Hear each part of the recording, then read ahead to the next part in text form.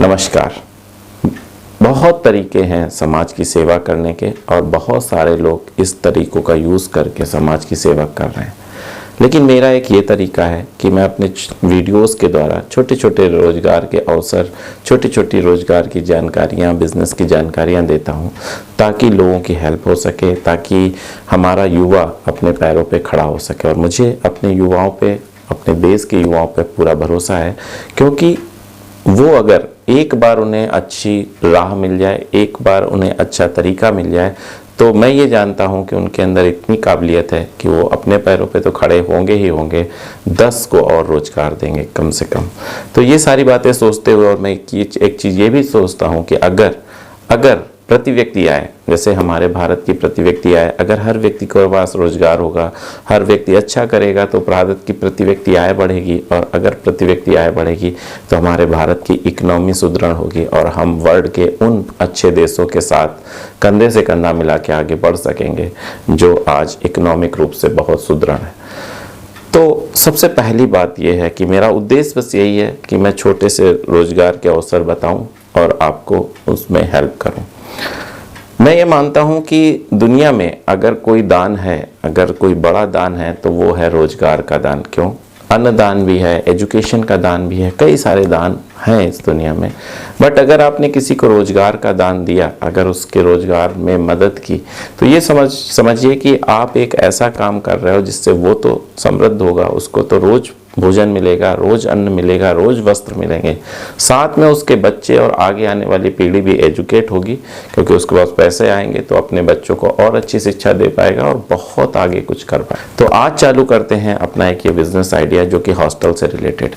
हमारे सबके बच्चे जब हायर एजुकेशन के लिए बाहर जाते हैं तो हम ये चाहते हैं कि हमारे बच्चों को अच्छा एनवायरनमेंट मिले, अच्छा खाना मिले, अच्छे रहने की सुविधाएं मिले।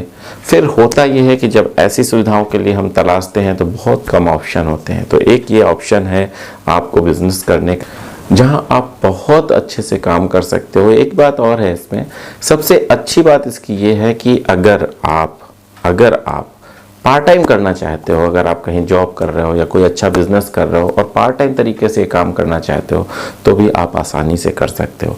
इसके लिए क्या है, जैसे मेरा कानपुर है तो यहाँ पे IIT, JEE, नीट वगैरह की तैयारी के लिए बहुत सारी कोचिंग संस्थान है, और कोटा है जैसे, उसमें भी IIT, JEE और नीट के लिए बहुत सारी संस्थान है।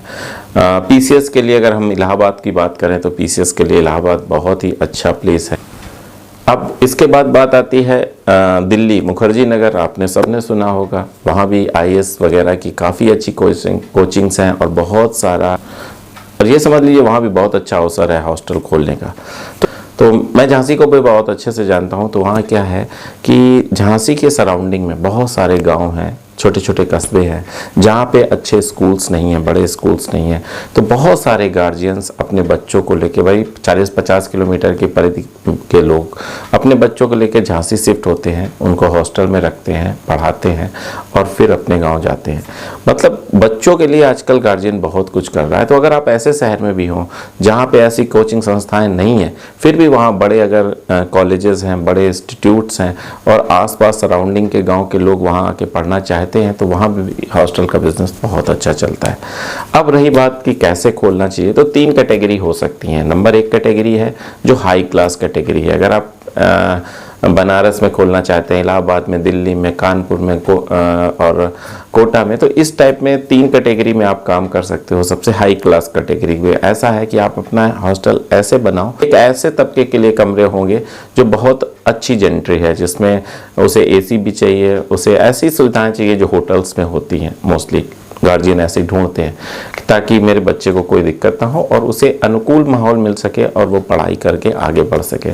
AC हो, केटली हो, मैस हो अच्छी, और जो बाहर का एटमॉस्फेयर हो वो भी अच्छा हो। तो इसके लिए जब आप ऐसा हॉस्टल तैयार करोगे तो फीस भी बहुत अच्छी होती है। फीस भी लोग देते हैं, ऐसा कोई भी गार्जियन नहीं है जो नहीं देता। तो फीस भी अच्छी मिलती है और आपका हॉस्टल अच्छा चलता है। मैं हॉस्टल के बारे में और भी आपको टेक्निक बताऊंगा, वो आगे आएंगे। इसके बाद सेकेंड चीज़ होती है मिडिल क्लास। इसमें आपको AC नहीं तो कूलर चाहिए, थोड़ा साफ सुथरा माहौल चाहिए और जो भी ज़रूरत की चीज़ें हैं, जो भी ज़रूरत की चीज़ें होती हैं एक स्टूडेंट के लिए, वो आप सारी सुविधाएं देंगे।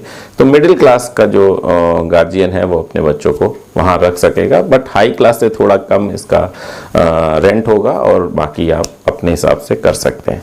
फिर तीसरी कैटेगरी और आती है जो थोड़ा सा लोअर है, लेकिन वो चाहते हैं कि उनके बच्चे पढ़ें, वो चाहते हैं कि उनके बच्चे अच्छा करें, बट वो इतना अफोर्ड नहीं कर सकते, तो उसके लिए भी आप हॉस्टल बना सकते हैं। उसमें बहुत ज़्यादा सुविधाएं देने की भी ज़रूरत नहीं है। हाँ, आपको ध्यान ये रखना है कि उसके चार्ज कम हो और जो विद्यार्थी को मूलभूत सुविधाएं चाहिए कि शांति हो, साफ सफाई हो, ये सारी सुविधाएं उस हॉस्टल में हो, तो आप कम रेट पे भी अपना हॉस्टल चला सकते हो। लेकिन हॉस्टल खोलने के पहले एक बात याद रखना कि हॉस्टल खोलने के पहले आपको पहले से डिसाइड करना है कि आप किस कैटेगरी के लिए हॉस्टल खोलना चाहते हो। तीनों कैटेगरी अगर आप मिक्स करोगे आपका हॉस्टल नहीं चलेगा। आपको पहले से डिसाइड कर लो कि आपको हाई क्लास की एंट्री के लिए चाहिए, मिडिल या लोअर, जैसा भी है, जैसा भी आपका फंड है, जैसी भी आपकी बुद्धि विवेक काम कर रहा है, उस टाइप से करो।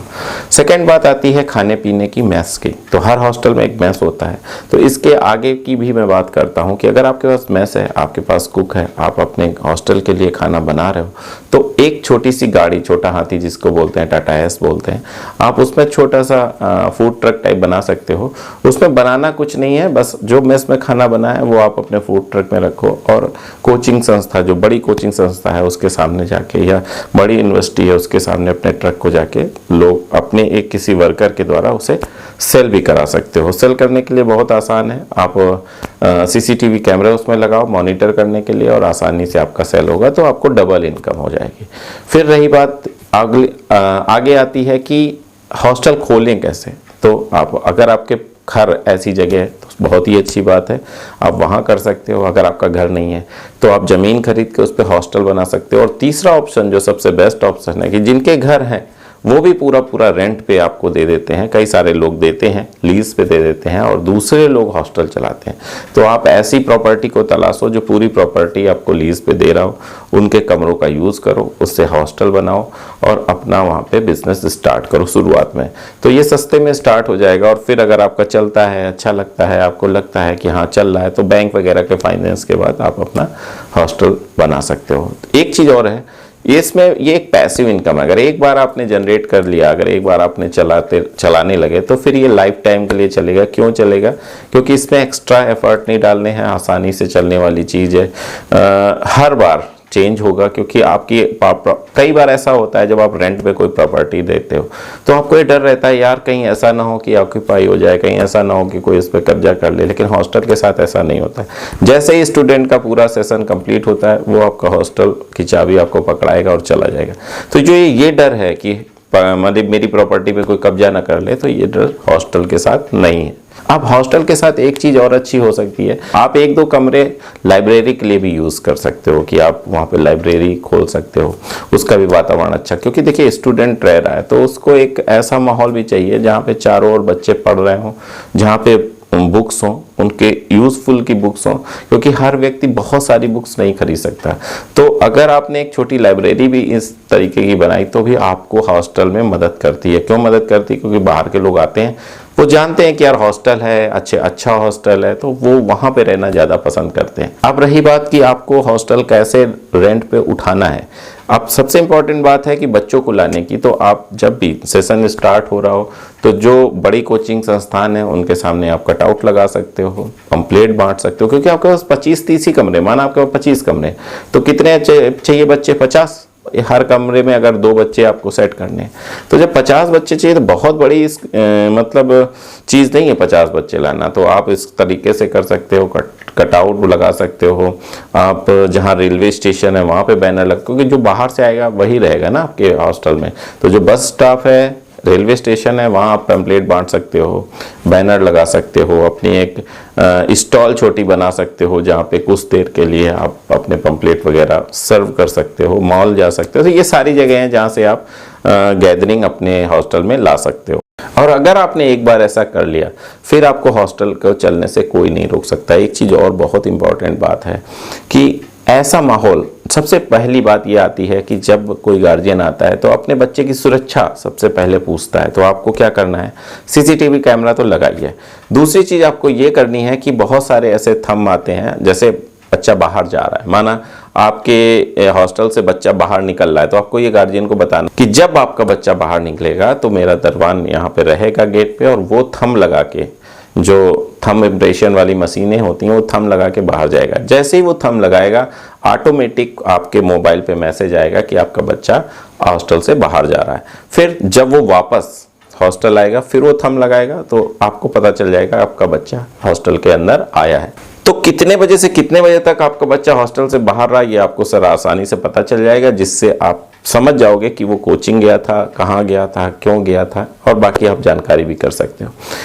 साथ में सीसीटीवी कैमरे का एक्सेस हम सर आपको देंगे। ये मैं बता रहा हूँ जो आपको कस्टमर को बताना है कि सर आपको एक सीसीटीवी कैमरे का एक्सेस देंगे गेट का, तो आप देख सकते हो कि कब आपका बच्चा बाहर गया, कब आपका बच्चा अंदर है। तो ये सारी चीज़ें जब आपकी रहेंगी तो आपका बच्चा एकदम सेफ रहेगा, वो गलत हरकतों से भी बचेगा। ये सारी चीज़ें आप अगर गार्जियन को बताओगे तो वो आपके हॉस्टल से इम्प्रेस होगा। और एक चीज़, जब आप उस बच्चे को अच्छा खाना दोगे, जब अच्छा अनुकूल माहौल दोगे और सारी चीज़ें दोगे और बच्चा सफल होकर जाएगा, तो एक चीज़ याद रखो, जब मान लीजिए मैं कानपुर में रहता हूँ, मेरा बच्चा दिल्ली में मुखर्जी नगर के किसी हॉस्टल में रहता है, वो सफल हो गया, तो क्या होता है, कई सारे लोग मुझसे पूछेंगे ना कि कहाँ रखा था, क्या रखा था, तो मैं क्या सलाह दूंगा, यार वो वाला हॉस्टल बहुत अच्छा था क्योंकि उसमें ऐसी सुविधाएं थी, ये थी।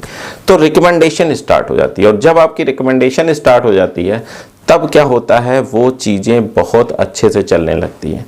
अब मैं यहाँ पे आपको एक चीज़ और बताऊंगा कि आप अपने हॉस्टल का ब्रांड कैसे बना सकते हैं। देखिए, आपने एक जगह काम स्टार्ट किया, आपका काम अच्छा चलने लगा, फिर क्या होता है, जब आपका काम अच्छा चलता है तब आपकी एक ब्रांड क्रिएट होती है। आप अपने हॉस्टल को एज ए ब्रांड, जैसे कोई भी बढ़िया, जैसे बायजूस है, वो एक कोचिंग ब्रांड है ना, ऐसे ही आकाश है एक ब्रांड है ना, तो ऐसे ही आप अपने जो हॉस्टल है उसका एक ब्रांड बनाइए। जब वो अच्छा पॉपुलर हो जाए, नहीं इसमें ये सेफ्टी है, ये सेफ्टी है, ये सेफ्टी है, तो फिर आप मुखर्जी नगर भी कर सकते हो, कानपुर भी कर सकते हो, कोटा भी कर सकते हो, इलाहाबाद भी कर सकते हो, बनारस भी कर सकते हो। जहाँ जहाँ भी करोगे तो आपका ब्रांड ही फेमस हो जाएगा, यार नहीं वो ब्रांड का हॉस्टल है, बहुत अच्छा है। फिर आप अपने ब्रांड की फ्रेंचाइजी दे सकते हो कि भाई ये सुविधाएं देनी होंगी और ऐसे ऐसे मैं मैनेज करूँगा ये वो। तो जब आप ऐसा करते हो ना, तो अब देखिए, मैंने आपको एक छोटी सी जगह से स्टार्ट करवाया था और आपको एक ब्रांड तक का सफ़र तय कराया। ये चीज़ें जो होती हैं, कोई भी आप बिजनेस कर रहे हो, चाहे आप हॉस्टल का करो या किसी और चीज़ का, विज़न आपका बड़ा होना चाहिए। विज़न ऐसा होना चाहिए, आप भले ही आप फुटपाथ से अपना बिजनेस स्टार्ट करो, लेकिन आपके पास एक विज़न होना चाहिए कि मुझे कहाँ तक जाना है और कैसे जाना है। ये दो चीज़ें होनी चाहिए। अगर आपके पास ये विज़न है कि आपको कहाँ तक जाना है और कैसे जाना है, फिर भले ही आप फुटपाथ से स्टार्ट कर रहे हो, ठेले में कैंडी बेच रहे हो या ठेले में कुछ भी कर रहे हो, वो विज़न अगर बड़ा है तो आपका बिजनेस बड़ा जरूर होगा। आपका बिजनेस वहीं दम नहीं घोट देगा। लेकिन अगर आपका विज़न बड़ा नहीं है और आपने बहुत बड़ा माल भी खोला है ना, तो वो धीरे धीरे ख़त्म हो जाएगा। तो ये सारी बातें बहुत इंपॉर्टेंट है जो आपको समझनी चाहिए, जो आपको जाननी चाहिए। कहते थे ना पहले, बहुत सारे व्यापारी कहते भी हैं कि ग्राहक भगवान होता है। कई सारे कोट्स में लिखा होता है, कई सारी दीवारों में लिखा होता है कि ग्राहक भगवान होता है। पता है क्यों ऐसा कहते थे? उसका कारण ये है कि जब आपका ग्राहक आपके सामने आए तो आप नम्रता से पेश आइए, उसकी इंसल्ट मत कीजिए, उसको बहुत अच्छे से चीट मत कीजिए। ये जब सारी चीज़ें होंगी तो अपने आप वो ग्राहक 2 बार 3 बार आएगा, फिर वो रिकमेंड करेगा। तो इसीलिए बोलते थे कि जो हम भगवान के साथ ट्रीटमेंट करते हैं, जिस तरीके का व्यवहार करते हैं, हम उनसे चीट नहीं करते, हम उनसे झूठ नहीं बोलते, हम उनसे तेज आवाज़ में बात नहीं करते। ये सारी चीज़ें हमें अपने ग्राहक के साथ करनी चाहिए। और अगर ये सारी चीज़ें आप अपने ग्राहक के साथ करोगे तो कोई भी बिजनेस करो, कुछ भी करो, सब इतना अच्छा चलेगा जिसका जवाब नहीं। अगले वीडियो तक मैं आपसे विदा चाहता हूँ, तब तक के लिए नमस्कार।